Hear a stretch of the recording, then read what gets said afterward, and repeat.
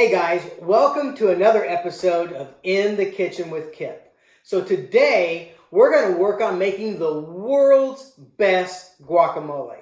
Now one thing I've learned with making guacamole is that sometimes less is actually more. And so we're going to go through our ingredients. We need some fresh cilantro. Remember, the bigger the leaf, the better. I want you to get a nice little lime. And of course, your avocado. Now, I only use Hass avocados. Often when you go to the store, they're going to be a little bit green. The Hass has the real thick skin. And what you want to do is, if they are green, let them sit in the windowsill until they get just a little soft. You can kind of feel that right there. It's just a little soft. That means it's perfect for guacamole. And then I've got a spoon. We're going to use that to scoop out the meat of the avocado. A fork. We're going to use that to mash it. And then I have a 3/4 teaspoon to measure out of my top secret guacamole dry spices, the exact amount, and a little bit of water. Now the reason you want to put a little bit of water in there is so that it makes the consistency just a little bit smoother. And you can put more or less depending on what you want. So we want to start with our cilantro.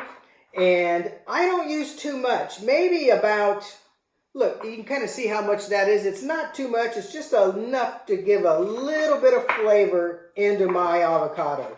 And you want to chop that really, really fine.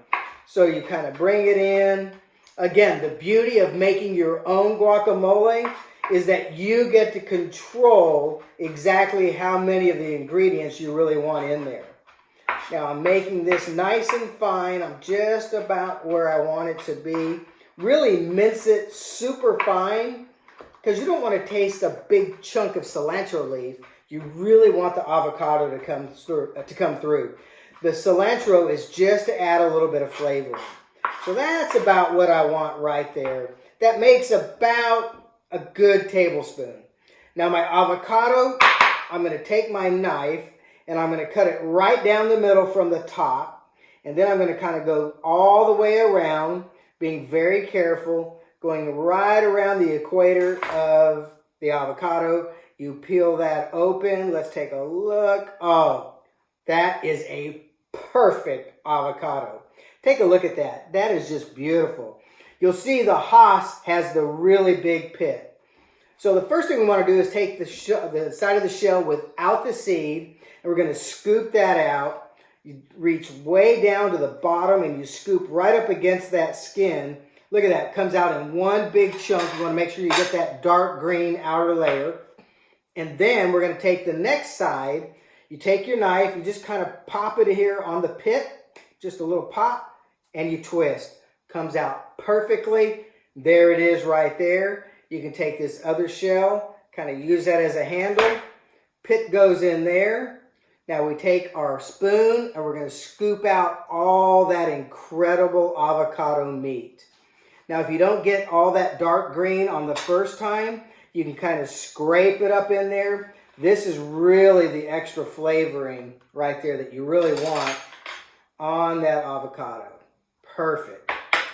Now, what I typically do is I'll start to mash this with my fork. Kind of bring it down like that. Not too much at first. You want to bring it where, or make it to where you're just kind of making it blendable. There we go. So I got a knife, kind of a rough edge on that. There we go. That's beautiful. All right, we're going to stop right about there. And I'm going to take my dry spices next with my 3/4 teaspoon. Each one of these packets will make 4 full batches of guacamole. So with my 3/4 teaspoon, I kind of sprinkle that all over. Beautiful. Perfect amount.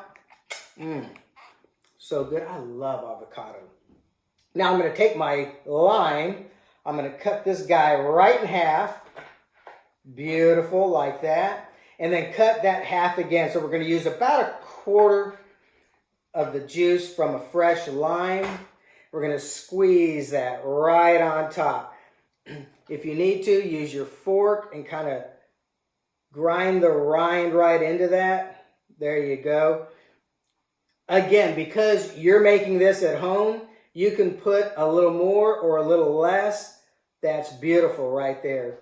Next, I want to take about 3/4 of a teaspoon of water. I'm going to start with that. I'm actually going to do 1 1/2, so 2 3/4 teaspoons, just to give it a little more consistency. Now let's just go ahead and finish blending this right on in. Look at this. Look how awesome this looks. It's blending nice and perfectly. If you notice, you don't see a lot of other veggies in here. Some places just use that for filler, and it takes away from the flavor of the actual avocado. You're trying to really retain the flavor of that avocado and then use the other ingredients to enhance it just enough. Let's check this out. All right, I got that mixed up perfectly right there.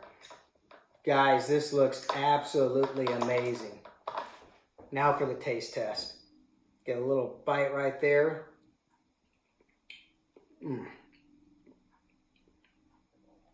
Oh my goodness, this is so good.